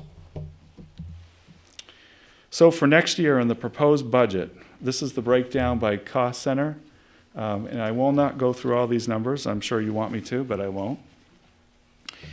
Basically, you can see from the current year, FY18, to the proposed year of FY19, the variances between those 2 years and the percentage change. And there are reasons, and we'll go through these at the workshop next Monday evening, why there are variances up and down in these areas. Special education, for example, it's 8.86% increase. Somebody would say, why is that such a large increase? If you remember the out-of-district expense of $100,000, that's a huge reason why that particular line is up, for example. And we'll give you all of the reasons at the workshop, so you know. Career and technical education, you'll see, wow, it's down 76.04%. There's still part of career and technical education that we may have to fund directly to paths. Until the legislation is completed, we will not know that, so we left a small amount into the budget to make sure that we're ready for that if that happens. We've been given signals that there might be some costs that we're directly paying to paths, so we have to figure that out with the state legislation. So that's the reason 76% is down, because it's no longer on the expense side. So we'll go through all those, but 4.65% is the total increase percentage-wise in the expenditure side of the total budget, which is about $1.7 million. $1,671,119 variance in FY19 from FY18. So the total proposed budget is $37,621,316 for FY19. So now on to the revenues. By the way, this is Mr. and Mrs. Foster attending a Greeley game. They believe they're both 90 years of age, and they are being in the picture with our 2 girls from our girls basketball team. So they are the biggest fans of the community, I think. Or at lots of games. So this is our revenue picture. So when you look at FY18 and FY19 for state aid for education to MSAD 51, we are down $442,000 in revenue. Now, some of that decrease in revenue is because of CTE, from career and technical education. So that accounts for some of that decrease in our revenue. And I'll give you some other reasons in just a minute as to why the state aid is down. But again, this is basically a recurring pattern for our district over the last 3 years. We have lost a substantial amount of state aid. Unassigned fund balance, if you remember last year, at the end of the legislative cycle, as we were approving the budget and the budget was getting done, and the legislature did not convene, I think, until June, very late last year, we didn't have any firm numbers like we usually do from the state as to what the subsidy would be. So last year we were very close at predicting, but we were about 100,000 or so off. And part of that difference you'll see reflected, we had to go into the unassigned fund balance and use that to make sure that we're keeping the budget at the percentage that we had presented it. And that was a board decision that was approved at the budget meeting, and then the referendum approved it as well. But when you do things like that and you take from your unassigned fund balance, it creates a hole in your next year. That's why we don't like doing it, but we didn't have a choice last year because the legislature did not enact the state budget until I think actually it was July 4th was when the governor signed it. It was the latest I remember it ever being. So we didn't have firm numbers until then. So we had to dip into the unassigned fund balance in order to cover that cost. But it creates a hole in your next budget. And here's the hole, $218,000. Shabig Island is still obligated to pay us for the middle school project. When they withdrew from the district, they signed an agreement saying that they would still pay debt service on the middle school until their obligation was completed, but every year that will go down, so we're going to lose revenue until that's completed. So it's just about $8,000 next year. And then miscellaneous revenue, we're projecting about the same amount, so there's no variance there. So total loss in revenue is $668,000 next year that we're projecting, or 5.58% decline. That's significant for revenue to decline that much. So if you want to look at the state aid over the last 3 years, this is a picture of what's been going on with the state aid to education for MSAD 51. In 16-17, we received a little bit, just under 11.9 million. In 2017-18, we received 11.3 million. And in the preliminary amount that's been given to us by the State Department of Education for next year is showing just under 10.9 million. So that's a total reduction in 3 years of $1,024,784. I do think that the state aid number for next year is pretty close. I don't think it will change a whole lot. Last year, it was a wild card. There was a lot of things going on. The funding formula was being changed. The legislature had to act on that. They were acting on it as part of a long-range plan towards the end of the season. But I think this number is pretty close to what we're going to get. So that just kind of shows you the picture over the last 3 years of our revenue intake from the state. So the governor continues, these are reasons, these are talking points. Why are we losing so much money? The governor is just putting less money into GPA overall in the state, and the legislature is funding it, usually putting more in, but not nearly enough at the last hour. A lot of state functions are continuing to be shifted to local school districts.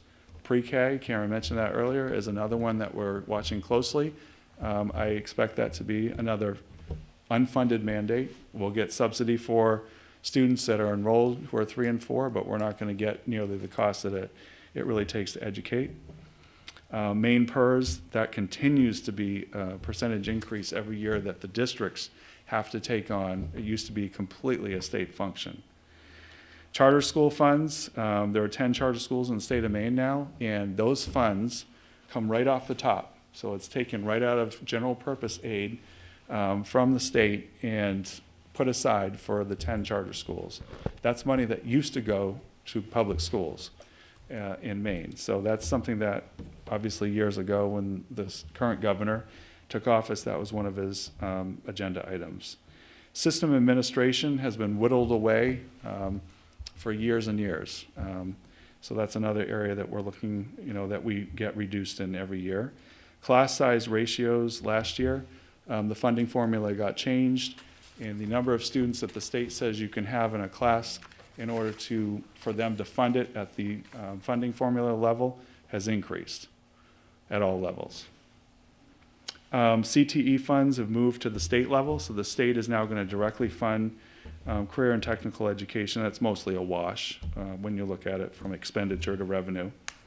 And then the property value in both of our towns of our district has increased, but there is a downside to that. That means the state says we don't have to give you as much money because you can pay for more of the educational piece.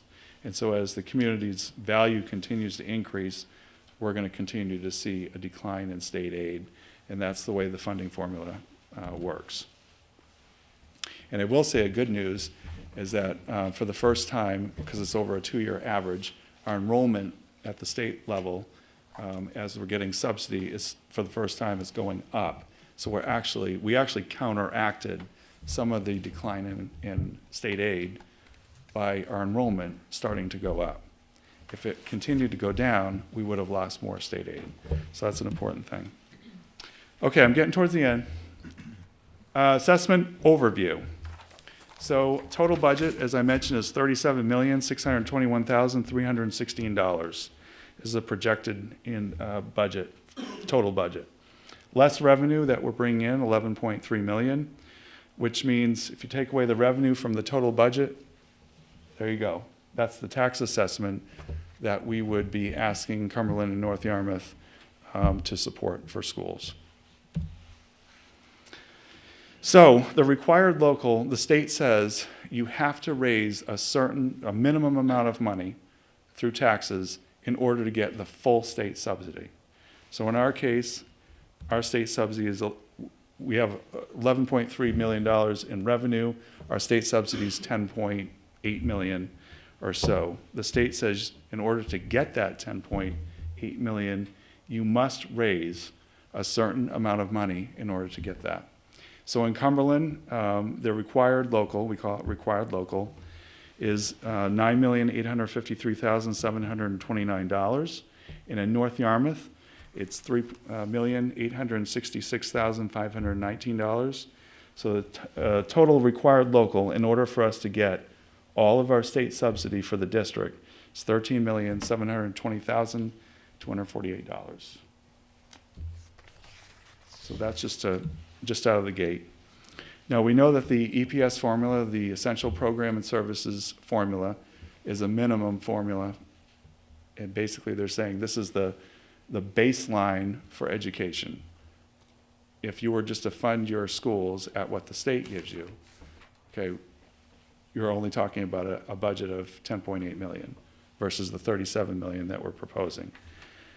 There's no district in Maine that thinks that's okay.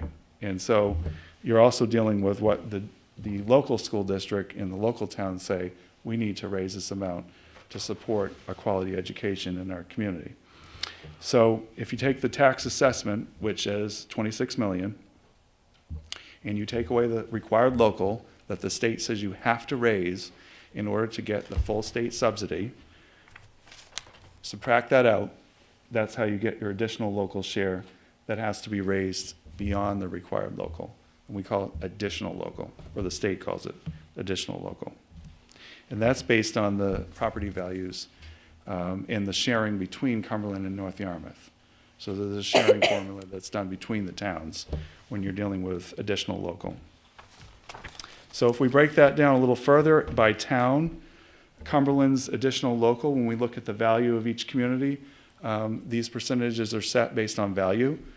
Cumberland is at 71.82% of the responsibility for the additional local amount, or a little over $9 million.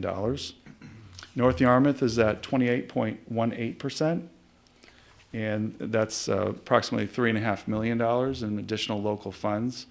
And of course, that brings us up to the $12.6 million in additional local that I showed you the previous slide.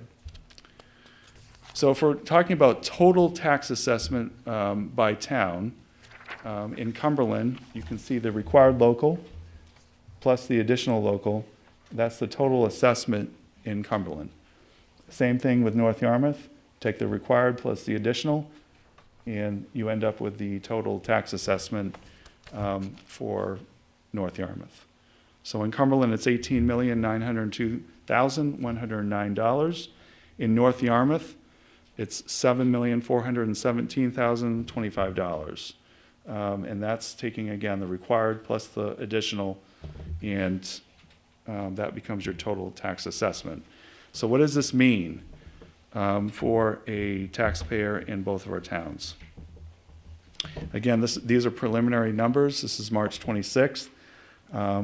Often what happens is these numbers become more favorable as the season goes on because we have more information. So we are very conservative at the beginning. Estimated mill increase of $1 in Cumberland, or 5.32% increase. So that means for each $100,000 worth of property that someone owns, it would be approximately $100 per 100,000 in Cumberland. In North Yarmouth, it's similar. It's $1.11 or 6.70% increase. So again, for every $100,000 that someone owns, it's $111 per 100,000. So if we want to break this down even further, the average home right now in Cumberland and North Yarmouth is $350,000. In Cumberland, that would mean for someone who owns a home of $350,000, in Cumberland, it would be $350 more a year, or $29.17 more per month. In North Yarmouth, it would be $388 more per year, or $32.33 more per month. And we have important dates coming up that we just want to make sure everyone's on the same page. Next Monday evening, April 2nd, we have a board workshop in this room from 6 to 9 p.m. And we'll be going through every variance in the budget. And Scott will be walking the board through those variances and just giving you that detail of information. We'll also be having some key questions for the board and just listening and responding to whatever your first initial reactions are to the budget. Monday, April 23rd, there's a public hearing on the proposed budget at 7 o'clock right here. Monday, May 7th, the board adopts the FY19 budget, or votes whether or not you wish to adopt the FY19 budget, 7 o'clock here. Thursday, May 17th is a district budget meeting. All residents of Cumberland, North Yarmouth are invited to come and vote on the district budget, and that's in the high school gymnasium. And finally, Tuesday, June 12th is the public vote or referendum on the FYI proposed 19 budget. And that is your budget presentation. It's only 35 slides. Trust me, it was 45 at one point, or 50. So. Does anyone have any questions or follow-up now? We are going to be... Yeah. Jeff, is that slideshow going to be on the website? Yes, it will be tomorrow. Yes, we put everything out. There's actually some accompanying materials as well. The budget, the actual full budget, we'll be putting that up on the website as well. Thank you. Thank you, Andy. We're going to be workshopping this next week, but are there any preliminary questions or comments now? Okay, great. Thanks. Can I just add one sure. thing about our finance committee? Our finance committee is meeting tomorrow morning at 8:15. And I will just say that the administrators and our building administrators have been working very hard on this budget, as well as the finance committee. There's been a lot of difficult conversations. We did meet early in the process with the select board from North Yarmouth. We also met with the town council members at their finance committee and chairs. So we've been very transparent and upfront about the difficulties that we're facing. I see our representative in the audience, and so I appreciate, Dale, that you've come tonight to hear this. The moving parts, the very few moving parts that there are, is we've been told that insurance will be capped at 9%. So we've budgeted a 9% insurance increase. We're also obviously hoping that that's going to come in lower, but we won't know that until early April.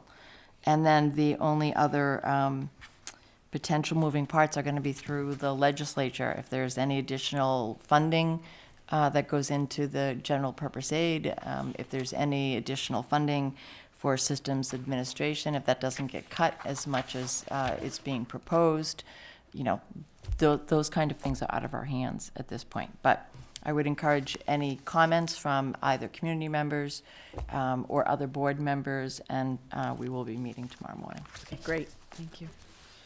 Anything else from the board? Okay, we'll stay tuned until next week. Thank you. Well, hustle on back here, because you got a report to give. Item number 7.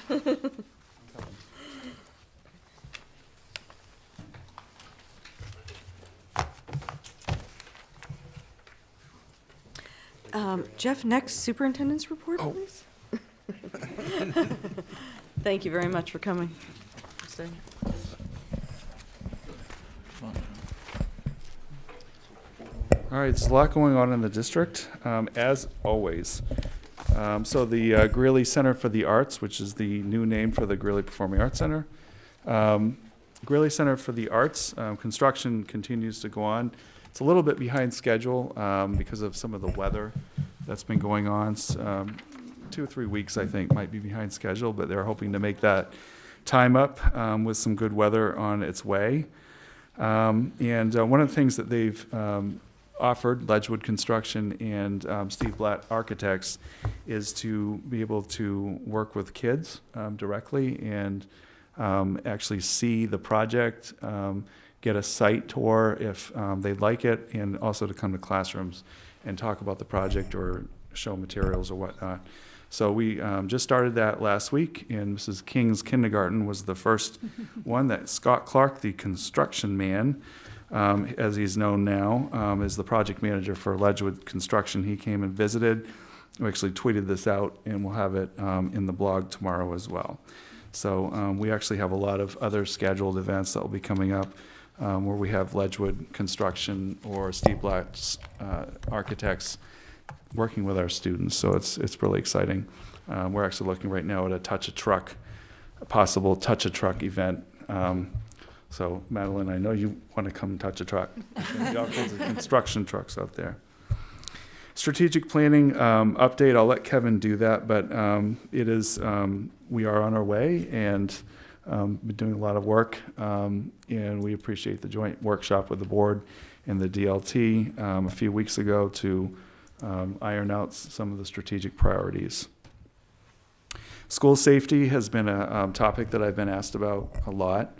I think just given the national culture that we're dealing with. In my blog tomorrow, I will again reiterate what the district has been doing. I won't read those through tonight, but we have a lot of things in place in terms of safety and security in our district and our schools. And I did send that through a letter to parents and community, but I'm going to put it back in the blog as I continue to get questions about that. And I think it's a really timely topic for people to know about.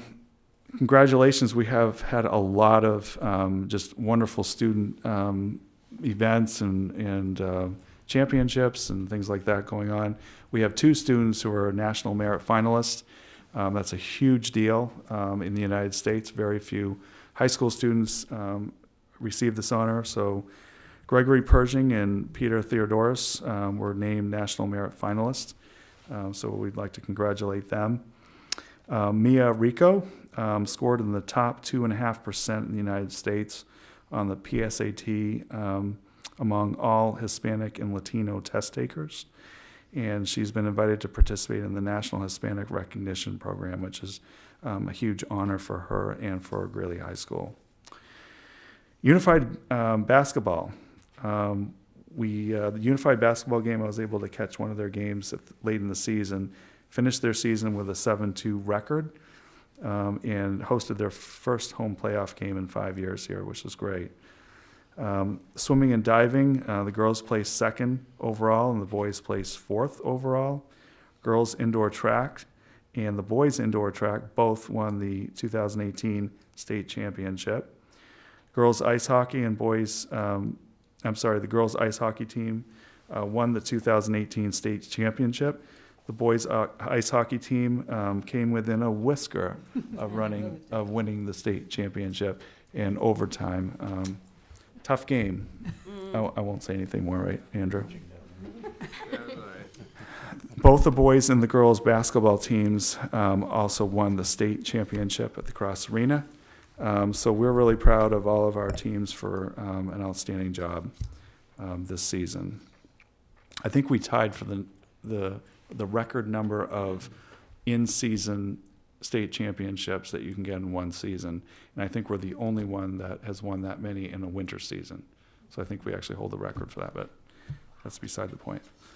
Congratulations. Yeah, but who's counting, right? And actually, Representative Dano, he didn't want to listen to my report, but anyway, Representative Dano and Senator Breen will be here April 23rd to recognize all of our sports teams.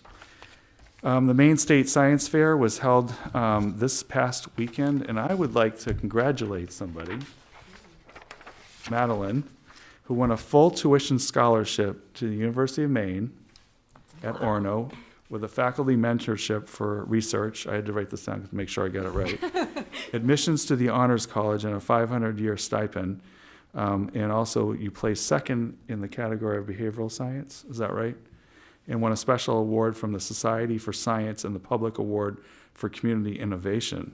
Wow. Congratulations.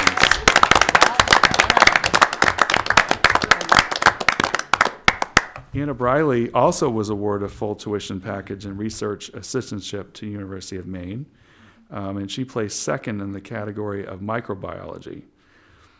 I know I'm going to say his name wrong. Ibrahim Sella, or her name wrong, placed third overall, qualifying him for the Intel ISEF competition this May, and he placed first in the environmental science, oceans, and climate change category. That's pretty exciting. Emmeline Raven geometrically optimized solar panels all the way to a first place win in the energy category. Safa Sella placed third place in the biomedical sciences category for her work with plant-based scaffolds. And Ahmad Sella won the 9th grader Future Innovator Award with a 3D printed plastic mulch. So these are amazing, way beyond my pay grade and these things. The high school, we've just had so many groups doing so many great things lately. The Greeley High School musicians win the Gold Award. The high school jazz combo performed and earned the highest award, the Gold Award, in their division at the State Jazz Festival. Just an amazing performance, and individual honors also went to several of our students who participated. I know some of you were at the Robin Hood play this weekend that the high school did. It was an incredible play, really, really well done. I was able to catch the Friday night performance. So all this will be on my blog tomorrow. Scholastic Writing Awards, we had several students who won awards for their involvement in the scholastic writing through the Alliance for Young Artists and Writers. And there were 534 submissions for the writing awards, and 246 received recognition, and 7 of our students here at Greeley High School won awards for their short stories. So we're really proud of all of our students for all of their work, and you'd like to see more of the detail on all of that, it'll be on my blog tomorrow. Great, thank you. Any follow-up? Okay, let's move to committee reports. Karen, I'm just gonna, do you have anything additional you want to add on for finance? No, I think the committee's been really working hard. I appreciate all the work of all the board members that are on the committee. It's Mike Simmons, myself, Gigi, Kevin, and Sarah Keep. And it's been a very long process already. And we're just at mid-March, or end of March. So it's, this isn't the type of year you like to have, but when I listen to all of the student achievement awards and all of the things that our students are accomplishing, the budget will take care of itself. I mean, we're talking about the right things when we have our discussions about what to fund and not to fund. Well, thanks very much for your leadership on it. I know there's a lot more, and I know you're working with these guys very closely. I know we have a little bit of a road ahead of us. A little bit. But so glad you're at the helm there, and for the board, and thank you. Policy? Do you want me to hold you, and then we'll do the items for action? Okay, sorry to That's right. sort of. We're so close. I know. It was sorry about that. Curriculum, Vicky or Karen? Or Tyler? I'm sorry, Tyler. Sorry about that. So we completed 3 presentations on non-categorical instruction, technology, and STEM. we had a follow-up meeting to those 3 presentations, just kind of digesting everything and talking about what next steps are to be taken. One of the focus of on our next meeting on April 11th is going to be talking a little bit more about the best use of technology, especially around the elementary level. Okay, great. Thank you very much for that. Negotiations, do you want to, Scott? Sure. Everything's going well. We've got another meeting scheduled this week, and we're just continuing on the path. Okay. Mike Brown, facilities? For facilities, I would just make mention that it's not on the list here, but on April 2nd at 9 a.m., the Facilities Committee will be convening on their standard monthly meeting. At that time, we'll be discussing the PAC construction. I'm hoping to squeeze in a tour in between now and then, although Mrs. King's class beat me, but I am going to touch a truck while I'm I was just over going to there. say, no I'll let you no know truck how touching. it goes, so come in Monday if you're interested in that. And then I've also reached out to Steve Blatt to get an update on where we stand on the space study. Okay, great. Thank you very much. Kevin, you want to strategic planning, give us an update on that? Sure. So we had that session, actually, all of you know this because you were there, with the DLT. We're able to expand a little bit of the way that we were approaching some of the things, and then came back together with Jeff and Sally and Ashley talking about the way the strategic model looks, and to try to explore some different ways to align that to provide scalability looking at the next 3-year period. April 23rd is our next formal meeting, and that's about it. Thank you. Okay, great. Thank you very much for that. I know it's a lot of hard work. Tyler, environmental stewardship? We haven't met in a bit, but we are planning on meeting on April 9th at 3:30. We are going to be looking at some kind of on-ramps to our integrating agriculture into curriculum as a way to kind of start thinking about a bigger project like community garden. And today I'm paperless. Oh, look at you. I'm piloting the program. It just looks so good. So, and it was really easy than flipping papers the whole time. So yeah, our next meeting is April 9th at 3:30. This is the first generation iPad. Great. It's quite slow. Well, thank but you it for works. that. Let us know. Student reports. So I guess to start off, it's just really great to hear about all the success that's going on in this school. It's just like between sports and then individual success and achievements, being in an environment where all of that is going on, it only makes you want to work harder, and it only makes you want the success to keep going and continue to happen, and all those things is just really, from a student's perspective, it's just really great to see, especially when it's like your friends and your classmates and everything like that. It's just great.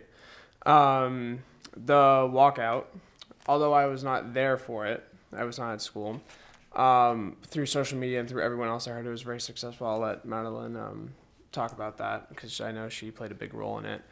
And then also this week is Spirit Week, which is also a really, really fun time because everyone gets to dress up and do crazy stuff. And we have, on Friday, there's like a big assembly, and we have our skits. Every class has a different skit, and just all this great stuff. And it's great, especially at this time of year when it's third quarter and everyone's like trying to get through it, that we just sort of have this 1 week sort of break where we can just integrate all these fun activities and everything like that. So. Great. We're saying that hopefully next year's Spirit Week for the skits, it'll ideally be at the Greeley Arts Center, or Center for the Arts. Great. All right. I'm just going to echo everything Andrew said. It was a really, really great winter. I've only been here for 3 years in the high school, but I think it was the best that we've had in those 3 years. Or 2 years, I guess, not counting this one, but it was awesome nonetheless. The walkout happened, and I think that was pretty successful. The chanting didn't go very well, but we had a huge turnout, and it was very civil between, belief systems and whatnot. So I think that was the best we could have hoped for. And hopefully going forward, we'll continue to have student support for related initiatives. Yeah. Great. Well, thank you, and thanks very much for your work on that. Does anyone have any questions about that, Vic? Did you? No? Okay, great. Well, thank you very much. Appreciate that. I don't think we have any communications, so what I'd like to do then is policy, and we'll also take up your second readings, okay? Yeah. Okay, super. You want to just walk us through that? Yes. Okay. So we have 3 policies tonight for second read. So if I could have a motion to approve policy ADA. I move to approve policy ADA, school district goals and objectives as recommended. Second? Any discussion on that? I was just wondering why did this just come up as part of the ones we're supposed to be reviewing regularly? Yeah, I think Jeff really felt like it needed revisions because it was such a short policy and we're doing so much more beyond what the policy said that he felt like it needed some updating. Yeah, no, I thought it looked great, but I just was Jeff did a really surprised nice job with that, Part of it is just looking at old policies, and this hadn't been updated since '99. But since the strategic planning process has been going on in this district, none of the language really reflected any of that, so we really felt it was important to update this policy and make it really align with what we're doing. it just seemed to be too perfectly aligned to the fact that we're doing a new strategic plan. So that's why I was wondering if, so it came out of the committee, out of you, really, right? Well, it came out of the policy committee Right. as a policy to review. I think it's great that we're actually aligning practice and policy. It's awesome. That's the goal. Yeah. Ooh, seamless. Seamless. Any other comments? Okay, all in favor? All right, second one, you want to talk about that at all? Sure. So this one, it was an older policy, and also Jeff brought it to our attention as, the research is so strong around the detrimental effects of retaining students in grades, especially, if it's kind of a non-critical necessary situation. So he just felt like it really needed to be reworded, that he wanted also more of kind of a philosophical statement in the policy. So this is what the policy committee came up with, and that's policy IKA, promotion, retention, and acceleration of students. Great. Is there a motion to adopt this, to approve this policy, IKE? I can move to approve policy IKE, promotion, retention, and acceleration of students as recommended. Is there a second? I'll second. Is there any other discussion? All in favor? The last one? Sure. So the last policy for tonight for second read is educational research, student submission to surveys, analysis, or evaluations. And Drummond and Woodsum felt like this really needed to be updated to more current language, legal language necessarily. Okay, is there a motion to approve policy ILD? I'll make a motion to approve policy ILD, educational research, student submission to surveys, analyses, or evaluations as recommended. Thank you, Mike. Is there a second? Second. Any other discussion? All in favor? Thank you. Did you want to report up, in general, I cut you off on No, your no. committee meeting just for No, this? we're fine. We met Okay. tonight, and you'll be seeing truancy policies that we're working with Chief Remzi and Christine Tebow from the district's attorney's office in Cumberland County, as well as search and students. So that should be coming up for first read by June. So keep your eyes and ears out. Thank you very much for that. Then would someone like to move to adjourn the meeting? I move that we adjourn. Is there a second? I'll second. Great. All in favor? Thanks very much for your time, guys. See you next week.